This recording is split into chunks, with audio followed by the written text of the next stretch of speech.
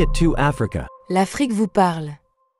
Salut à tous, merci de nous recevoir ici sur Mediatou Africa. Je me trouve ici dans la paroisse Sainte-Monique à Douala 5e au Cameroun. Alors, nous avons décidé de rencontrer les fidèles à la sortie de l'église pour avoir leur position sur une possible candidature du président de la République du Cameroun, Paul Biya, en cette année 2025. Il faut rappeler déjà que les évêques du Cameroun ont tranché là-dessus, notamment Monseigneur Samuel Cléda, ainsi que l'évêque de Yagua et l'évêque de Ngaoundéré. Pour l'évêque pour Monseigneur Samuel Cléda, une possible candidature en 2025 du président Paul Biya ne serait pas réaliste. Quel est l'avis des fidèles chrétiens catholiques ici à Douala? Écoutons et on se retrouve juste après. Il est très fatigué, il doit aller se reposer. Tout bon parent, après un âge, doit passer la place à ses enfants. Je pense. Donc il est temps pour lui de quitter la scène politique et laisser la jeunesse prendre charge d'elle-même. Je travaille sur Biya et la différence c'est que en réalité il y a eu Biya. Il faut dire la vérité.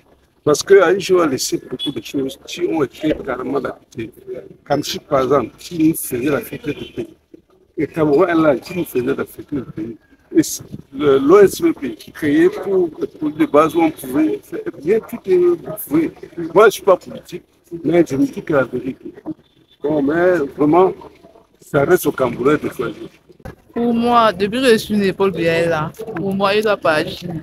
Parce que on veut le changement. S'il n'y a pas un autre président, on ne peut jamais savoir si la situation peut changer ou pas. Pour moi, rien que pour moi. Je le vote pas souvent, non, mais l'année, c'est bien voté, il va pas agir. Le Cameroun en 82 et le Cameroun en 2025, peut-être qu'il n'a pas tout fait, peut-être qu'il n'est même pas à 50%, mais le petit 10% qu'il a eu à faire, il a quand même apporté. On n'a rien contre lui, mais il est temps que le père aille se reposer parce que quand même les facultés intellectuelles et tout, on se dit quand même qu'à 90 ans, on pense quand même qu'il y a régression de ces facultés intellectuelles et tout. Donc, Je crois que cela relève du président de la République lui-même. Il mesure ses capacités, il voit s'il est capable de mener le pays à une nouvelle destinée.